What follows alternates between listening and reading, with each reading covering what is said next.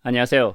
이번 강의에서는 여러 개의 전화량이 만드는 힘이나 전기장을 서로 합하는 슈퍼포지션에 대해서 알아보겠습니다. 그리고 가우스 법칙에 대한 문제를 풀어서 보다 확실하게 가우스 법칙을 이해할 것입니다. 마지막으로 패러데이는 패러데이 튜브라는 가상의 고무줄을 이용해서 전기력을 설명하였습니다. 그런데 이것이 쿨롱의 법칙으로 유도될 수 있습니다. 오늘 그 증명을 하고 그리고 예제를 통해서 확실하게 이해를 할 것입니다. 슈퍼포지션이라고 하는 것은 중첩이란 뜻인데 이것 역시 고무줄 안에 들어있는 특성 중에 하나입니다. 슈퍼포지션이 뭔지 예를 통해서 알아보도록 하죠. 먼저 A라는 사람이 고무를 잡고 위로 한번 흔들었습니다. 그래서 그 높이가 1이 되었어요. 그리고 이 파동은 오른쪽으로 진행을 하겠죠. 오른쪽에도 또 한 사람 있는데 이 사람 역시 고무줄을 잡고 위로 한번 흔들었습니다. 이번에는 그 높이가 2가 되었습니다. 이 두 개의 파동이 마주보면서 서로 달리고 있습니다. 그러면은 언젠간 이 두 파동이 한번 만나겠죠. 두 파동이 만났을 때 그때 높이가 얼마가 될까요? 여기에는 아주 심각한 수학이 없습니다. 그냥 단순히 1 더하기 2 그렇게 해서 최종 높이가 3이 됩니다. 이것이 슈퍼포지션입니다. 그냥 단순하게 합하면 된다는 뜻이죠. 이렇게 합쳐진 다음 두 파동은 마치 아무 일 없었다는 듯이 서로 헤어지게 되겠죠. 이렇게 너무나 단순한 원리이지만 이것이 맥스웰 이퀘이션과 함께 전자기학을 만드는 가장 중요하고 근본적인 원리 중에 하나입니다. 우리가 물리적인 의미를 이해한 뒤에는 반드시 수학적으로 엄밀하게 그 정의를 해주어야 합니다. 그러면 슈퍼포지션의 수학적인 정의는 무엇일까요? 두 개의 벡터가 주어졌을 때 그 각각의 성분들을 더해주라는 뜻입니다. 예를 들어 A 벡터가 3개의 성분을 가지고 있는 벡터로서 주어졌습니다. B 벡터도 3개의 성분을 가지고 있습니다. 그러면은 A 벡터와 B 벡터를 슈퍼포지션 한다는 뜻은 벡터의 합을 말하는 것입니다. 즉 X 성분끼리 더하고 Y 성분끼리 더하고 Z 성분끼리 더해서 새로운 벡터를 만들어내라는 뜻입니다. 우리는 전기장이라는 것이 단위 전하가 받는 힘이라고 정의를 하였습니다. 하지만 이 식은 실험식이기 때문에 거기서 멈춰서는 안 됩니다. 더 깊이 들어있는 물리적 의미를 캐내야만 합니다. 그러면은 그 의미가 과연 무엇일까요? 그것은 밀도입니다. 도대체 무엇의 밀도를 의미하는 것일까요? 고무줄의 밀도입니다. 여기에 양전하가 하나 있으면은 그 주위에 가상의 고무줄을 만든다고 우리는 이해하고 있습니다. 그러면은 이제 이 양전하는 잊어버리고 이 전하가 만들어낸 가상의 고무줄만 생각해 봅시다. 이 경우에서는 모두 16개의 고무줄이 뻗어나오고 있습니다. 그 고무줄의 개수를 Q라고 두고 이제 또 가상의 방패를 한번 만들어 봅시다. 나의 가상의 방패에 5개의 양전하를 붙여두었어요. 그리고 그것을 이 자리에서 들고 있으면 분명히 힘을 받겠죠. 그런데 그 힘의 크기가 내 방패가 받는 고무줄의 개수와 비례한다는 것을 생각할 수 있습니다. 여기에서는 5군데, 5개의 고무줄이 나의 방패를 밀고 있죠. 그래서 그만큼의 힘이 나에게 작용을 합니다. 그러면 조금 물러서서 다시 똑같은 방패를 들고 있으면 이번에는 3군데에서 고무줄이 나의 방패를 밀고 있습니다. 그래서 힘이 훨씬 더 줄어들겠죠. 같은 방식으로 조금 더 물렀으면 이제는 한 군데만 고무줄이 나의 방패를 밀고 있습니다. 그래서 힘이 훨씬 더 많이 줄어듭니다. 이러한 생각을 통해서 우리는 힘이라고 하는 것, 전기장이라고 하는 것이 전체 고무줄의 넓이로 나눈 고무줄의 밀도와 비례한다는 것을 쉽게 알 수 있습니다. 그래서 이 과정이 너무너무나 중요합니다. 전기장이라고 하는 것을 단순하게 단위 전하가 받는 힘일 뿐만 아니라 실제로는 이것이 전하량 혹은 전하량이 뿜어내는 고무줄의 밀도라는 것을 꼭 이해하셔야 됩니다. 전기장을 고무줄의 밀도라고 표현하는 것이 바로 가우스 법칙입니다. 이 전기장의 식에 고무줄의 밀도가 이미 들어있죠. 이 식의 양변에 구의 표면적인 4파의 r 제곱을 곱하면 다음과 같습니다. 이 구의 넓이를 잘게 잘라서 전기장과 곱하고 모두 다 더하면 가우스 법칙의 일반적인 형태가 나타납니다. 이것을 넓이적분이라고 부르는데 지금은 이것을 알 필요가 없습니다. 제가 여기에 대해서는 아주 친절하고 자세하게 설명할 것입니다. 여기서 핵심은 전체 고무줄의 개수입니다. 전하량이 고무줄의 개수와 같다는 것이죠. 이 문제에서는 전하량에서 빠져나오는 고무줄의 개수가 모두 8개죠. 그러니까 이 폐곡면의 내부를 들여다보지 않더라도 이 폐곡면 안에는 8개의 전하량이 있다는 것을 알 수 있습니다.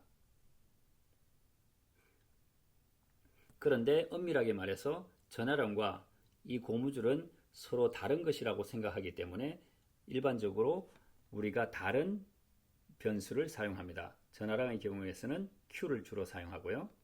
그리고 이 고무줄의 개수, 이것은 그리스 문자인 프사이를 주로 사용합니다. 그런데 제가 자꾸 고무줄이라는 비공식적인 용어를 사용하는데 공식적인 용어는 이렇습니다. Electric Flux Line이라고 부르는데 이것은 한국말로 전속선입니다. 전하량과 전속선의 개수는 같은 것이죠. 그런데 가우스 법칙을 사용하면 오른쪽이 전하량을 엡실론 제로로 나눈 값이 됩니다. 이렇게 엡실론 제로가 들어갔을 때는 이때는 전기력선이라고 부릅니다. 이 두 개는 엡실론 제로만큼 차이 나니까 사실상 이 두 가지는 같다고 봐도 무방합니다. 그런데 유전체의 경우에서는 이 두 가지 숫자가 완전히 달라집니다. 유전체의 경우는 우리가 앞으로 아주 자세하게 그리고 정확하게 이해하고 공부하게 될 것입니다. 그리고 전하량의 단위를 쿨롱이라고 부르죠. 그런데 전속선의 개수, 그것도 똑같이 같은 단어를 사용합니다. 그래서 전속선의 단위도 쿨롱입니다. 두 개가 서로 다른데 같은 단위를 사용하니까 여기에 주의하시기 바랍니다. 가우스 법칙을 예제를 통해서 알아보기로 하죠. 먼저 평행판이 주어지고 그리고 양 평행판에 무한히 많은 양의 전하와 음의 전하가 분포해 있다고 생각을 해요. 그러면은 이 양의 전하를 4개만 포함하도록 우리가 가상의 이렇게 폐곡면을 잡기로 해요. 이 가상의 폐곡면을 우리는 가우스 서피스라고 부릅니다. 왜냐하면 가우스 법칙을 사용할 거기 때문이죠. 그러면은 이 가우스 서피스 안에 들어있는 전하량은 얼마죠? 네, 모두 양전하 4쿨롱이 들어있죠.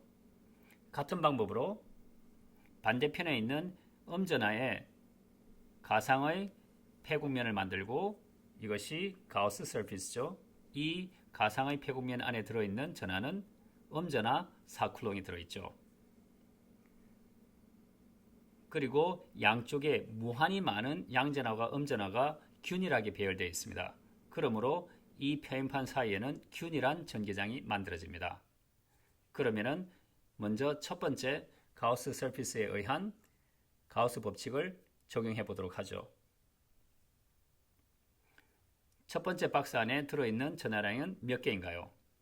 네, 여기에 4개의 고무줄이 뿜어져 나오니까 그 안에 4개의 양전하가 있다는 것을 우리가 보지 않고도 알 수 있습니다. 이것이 가우스 법칙이죠. 그래서 고무줄 개수는 4입니다. 그런데 엡실론 제로로 나누어져야 되겠죠. 같은 방법으로 빨간색 가우스 서피스 안에 들어있는 전하는 모두 몇 개가 될까요? 이 전하량은 우리가 실제로 볼 수가 없어요. 우리가 알 수 있는 것은 힘이죠. 그 힘은 이 고무줄에 의해서 만들어진다고 생각하니까 그 힘의 크기가 고무줄의 개수와 같다라고 생각하는 것입니다. 그래서 이 고무줄이 역시 4개가 안으로 들어가니까 이 박스 안에는 음전하 4개가 들어있다고 우리가 추측을 할 수 있는 것이죠. 그래서 안으로 들어가는 고무줄 때문에 음전화, 즉 네게티브 4라는 전하량이 거기에 들어 있습니다. 그리고 역시 엡실론 제로로 나눠줘야 되겠죠. 이것이 가우스 법칙입니다. 다음 예제입니다. 폐곡면이 주어지고 이 폐곡면 안으로 고무줄이 들어가고 빠져나오고 들어가고 빠져나오고 있습니다. 그러면 이 폐곡면, 즉 가우스 서피스에 대해서 가우스 법칙을 적용해 봅시다. 그런데 가우스 법칙을 적용할 때는 대단히 조심해야 할 것이 있습니다. 그것은 반드시 이 폐곡면 밖으로 빠져나오는 고무줄의 개수를 세어주어야 합니다. 그러면 이 보기와 같이 고무줄이 안으로 들어갈 때는 어떻게 해야 될까요? 네, 그때는 음수를 사용해야 됩니다. 3개의 고무줄이 안쪽으로 들어간다라고 하는 것은 마이너스 3개의 고무줄이 밖으로 빠져나간다 라고 말하는 것과 수학적으로 완전히 동일하죠. 그래서 들어갈 때는 마이너스 1을 사용해 주고요. 그리고 빠져나갈 때는 1개 양수를 사용하고요. 들어갈 때는 음수, 빠져나갈 때는 1개, 1개 이렇게 양수를 사용해 주면 됩니다. 그러면은 이제 실제로 빠져나가는 개수는 3개죠. 들어가는 개수는 5개입니다. 그러므로 그 안에 들어있는 이 폐곡면 안에 들어있는 전하량은 모두 몇 개일까요? 네, 이것은 마이너스 2가 되는 것이죠. 그런데 이 마이너스 2가 된다는 것은 무슨 의미일까요? 음전하 2개가 이 폐곡면 안에 있다는 뜻입니다. 그러면 3개는 어떻게 된 것이죠? 네, 이처럼 하나가 들어와서 또다시 이렇게 그냥 나간 것이에요. 그러니까 이러한 경우에서는 이 폐곡면 안에 전하량이 있을 필요가 없는 것이죠. 여기도 마찬가지로 자연스럽게 들어와서 그냥 이렇게 나간 것이에요. 여기도 마찬가지로 들어왔다가 나가는 겁니다. 하지만 이 2개의 고무줄에 대해서는 이 고무줄을 빨아들이는 음전하가 이 폐곡면 안에 있다는 것을 우리가 들여다보지 않고서도 알 수 있습니다. 그것을 의미하는 것이 바로 이 음전하 2개라는 것이죠.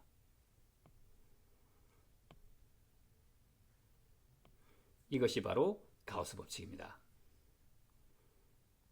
조금 더 재미있는 예제를 풀어보도록 하죠. 여기에 가우스 서피스 하나 잡고요. 그것을 S1이라고 불러요. 그리고 가우스 법칙을 S1에 적용시켜 보면 얼마가 되는 거죠? 이 전하량이 20이라고 되어 있으니까 이 밖으로 빠져나오는 고무줄의 개수도 20개입니다. 그래서 20이 됩니다. 또 입실론 제로로 나누는 것을 잊지 마세요. 그리고 가우스 서피스를 하나 더 잡아요. 이 가우스 서피스를 우리는 S2라고 부르면 S2 안에는 전하량이 몇 개가 들어있죠? 네, 10개가 들어있으니까 똑같이 가우스 법칙을 쓰면은 이렇게 10쿨롱이 됩니다. 자, 여기에다가 이렇게 가우스 서피스를 하나 더 잡아요. 그러면은 이 S3 안에는 전하량이 몇 개가 들어있죠? 네, 아무것도 없죠. 그것은 무슨 얘기냐면은 고무줄이 들어왔다가 모든 고무줄이 다시 빠져나가는 것이죠. 굉장히 조심해야 되는 것이 가우스 법칙을 적용했을 때 0이라는 얘기는 전기장이 0이란 뜻이 아니에요. 그 안에 들어있는 전하량이 0이란 뜻이죠. 얼마든지 고무줄이 들어가서 그 고무줄이 다시 똑같이 빠져나올 수 있습니다. 이 경우를 놓치지 않길 바랍니다. 그래서 이 S3에 대해서 가우스 법칙을 적용시키면은 계산을 해보지 않더라도 우리는 0이 된다는 것을 알 수 있습니다. 참고로 이쪽 부분을 계산하면은 이 계산이 굉장히 복잡해요. 거의 손으로 풀 수 없을 정도로 대단히 복잡합니다. 왜냐하면은 이 각각의 면에 대해서 전기장이 다 다르죠. 예, 전부 다 다르기 때문에 이것을 손으로 계산한다는 것은 거의 불가능합니다. 이렇게 어려운 계산을 우리가 하지 않고서도 그 결과를 금방 알 수 있는 거죠. 이것이 바로 가우스 법칙입니다. 그리고 또 이렇게 가우스 서피스를 하나 더 잡아요. 이것을 S4라고 하고 여기에 대해서 가우스 법칙을 적용시키면 얼마가 될까요? 예, 그 안에 들어있는 모든 전기량을 전하량을 찾아서 다 더해주면 됩니다. 얼마가 있죠? 예, 30이죠. 그러니까 30개의 고무줄이 빠져나온다는 것을 알 수 있습니다. 페러데이는 페러데이 튜브라는 개념으로 전기력을 설명하였습니다. 그런데 페러데이는 이것을 수학적으로 유도하지는 못했습니다. 그런데 맥스웰이 쿨롱의 법칙을 사용해서 페러데이 튜브가 쿨롱의 법칙의 또 다른 표현에 불과하다는 것을 보여주었습니다. 정말 놀랍게도 달라 보이는 이 두 가지가 결국은 똑같은 것을 얘기하고 있다는 것이죠. 맥스웰의 증명이 절대 어렵지 않습니다. 아주 단순합니다. 그 증명을 살펴보고 예제를 통해서 패러데이 튜브가 만들어내는 그 직선이나 곡선의 방정식을 실제로 찾아보겠습니다. 먼저 XY 좌표를 설정하고요. 그리고 여기에 두 개의 전하가 있다고 가정을 해요. 그러면 이 두 개가 이렇게 서로 밀겠죠. 그래서 이렇게 일반적인 그래프가 만들어진다고 가정을 합시다. 그러면은 임의의 한 점을 잡아서 거기서 X쪽으로 조금 나가고 Y쪽으로 조금 올라가서 이것을 높이와 그리고 X쪽의 변이를 이렇게 dx, dy로 설정을 해요. 그러면은 이 곡선의 접선에 해당되는 기울기를 구할 수 있겠죠. 그 기울기는 이렇게 됩니다. 그래서 dy에다가 dx를 이렇게 나눈 것이죠. 그런 다음 이제는 전기장을 생각해 봅시다. 이 똑같은 것을 아래쪽에 한 번 더 그렸어요. 이제는 전기장을 한번 그려보기로 하죠. 같은 점에서 전기장을 생각해 보면은 그것은 이 곡선의 접선이 됩니다. 이 접선 방향으로 전기장의 방향이 나타나게 되고요.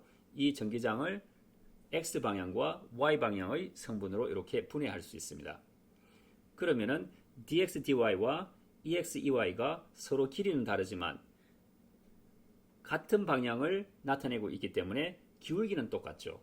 그래서 기울기를 찾아보면은 y 방향의 전기장을 x의 전기 방향으로 나누게 되면은 이 두 가지가 똑같은 기울기를 나타내게 됩니다. 우리가 공간은 x, y, z 축이 3개가 있어야 되겠죠. 그 z쪽 방향도 똑같이 우리가 그 기울기를 구할 수 있겠죠. 이거는 안 해봐도 알 수 있을 것입니다.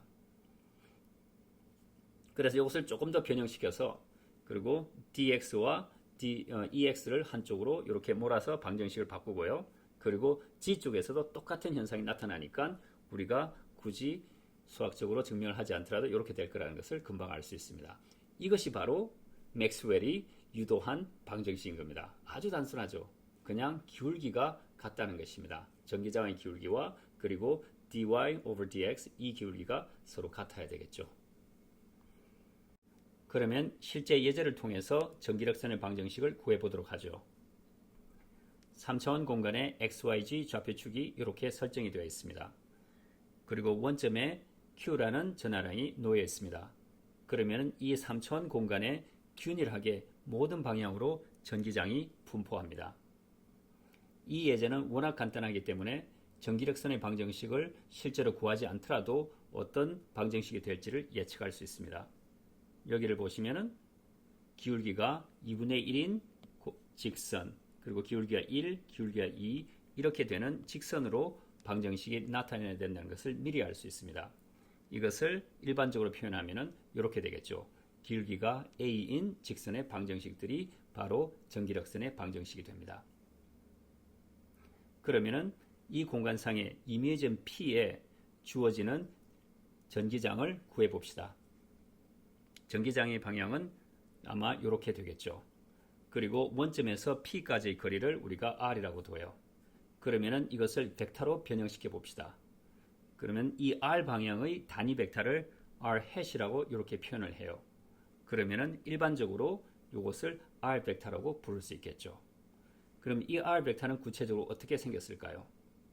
점 P에서 X축으로 이렇게 정사형을 내리면은 X 방향의 성분이 X가 되겠죠. 그리고 R의 Y 방향의 성분은 Y가 될 것이고 Z쪽 방향의 성분은 Z가 될 것입니다. 그러면은 이 R이라는 벡터는 각각의 성분이 X, Y, Z 이렇게 돼야 되겠죠. 그러니까 X, Y, Z 이런 성분을 갖는 벡터를 우리는 R 벡터라고 사용하고 있는 것입니다. 자, 그러면은 전기장을 구해 봅시다. 쿨롱의 법칙에 의해서 전기장은 이렇게 표현이 되는데 이것은 벡터 표현입니다. 이 전기장의 방향이 R#의 방향이 되는 것이죠. 그러면 이 RS를 조금 더 쉽게 표현하기 위해서 R을 곱해주고 다시 R을 나누게 주게 되면 분모에 R3승이 나타납니다. 두 개가 똑같은 식이죠. 그러면 R과 R#의 그 벡터 표현식은 이렇게 됩니다. 그래서 XYZ 성분을 각각 집어넣어서 써보면은 이렇게 나오죠. 이제 이 전기장 E의 XYZ 성분을 모두 다 찾았습니다. 이렇게 된 것이 이게 X 성분이죠. 그리고 이렇게 되는 것이 Y 성분이죠.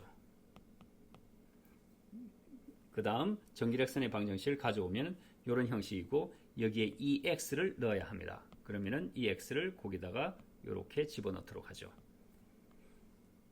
마찬가지로 EY, EZ를 각각의 성분을 집어넣으면은 각 성분 앞에 있는 이 숫자들은 다 동일하죠. 그러니까 생략해서 약분할 수 있습니다. 그렇게 해서 간략하게 나타난 전기력선의 방정식은 이렇게 생겼습니다. 이 전기력선의 방정식 안에는 두 개의 등식이 들어있으므로 두 개의 방정식으로 갈라야 합니다. 첫 번째 방정식을 가지고 내려와서 이 dx, dy를 없애기 위해서 양쪽을 적분을 해야 되죠. 그러면은 x분의 1의 함수를 적분을 하면 로그 함수가 되죠. 그리고 절대값 기호와 적분상수 c를 잊지 않길 바랍니다. 상수 c는 베이스를 1을 갖는 치수함수로 이렇게 바꾸어 쓸 수 있죠. 로그 함수와 지수함수는 서로 상쇄되니까 그것이 c라는 상수와 같습니다. 그렇게 해서 이 로그 함수 두 개를 곱셈으로 변형시킬 수 있죠. 그런데 c라고 하는 것은 적분 상수이면서 이것이 어떠한 실수값을 다 가질 수 있으므로 이것을 그냥 단순한 또 다른 상수 a로 바꿀 수 있습니다. 그래서 이것을 다시 쓰고 그리고 이 절대값 기호는 플러스 마이너스 두 개의 식으로 바뀌는데 어차피 상수 a라고 하는 것이 양수도 될 수 있고 음수도 될 수 있으니까 상수 a 안에 양수 음수가 다 포함되어 있어서 절대값 기호를 쓰지 않아도 상관이 없습니다. 그래서 최종적으로 나온 식은 바로 이 식입니다. 이 식 어디서 많이 보지 않았나요? 예, 우리가 예측했던 이 식과 바로 동일하죠. 우리가 올바르게 예측했다는 것을 알 수 있습니다. 이와 마찬가지로 두 번째 방정식을 가져와서 다시 쓰고 똑같은 방식으로 적분을 하면은 당연히 직선의 방정식이 다시 나타납니다. 그런데 조금 더 정확하게 얘기하면은 이게 3차원 공간의 식이기 때문에 이게 두 개가 직선이 아니라 사실은 평면입니다. 이 평면 두 개가 만나는 그 교점들을 연결하면은 모두 직선이 되는 것이죠. 그 교점을 연결한 직선들이 바로 이 고무줄, 즉 전기장의 방정식이 되는 것입니다. 쿨럼의 법칙이 처음 발견되었을 때는 단순히 전하량이 받는 힘이라고 생각하였습니다. 그러나 페르데이는 쿨럼의 법칙이 공간의 작용이라는 우주의 비밀을 보았습니다. 그의 이러한 생각은 전자기학을 넘어서 일반 상대성 이론의 시공간의 기초가 되었으며 거의 모든 현대물리학의 배경 지식과 철학이 되었습니다. 어려움을 핑계 삼지 않았던 그의 불굴의 정신, 과학에 대한 끝없는 호기심, 그리고 학생의 교육에 헌신했던 그의 따뜻한 마음을 전자기학의 지식과 함께 배우기를 소망합니다. 감사합니다.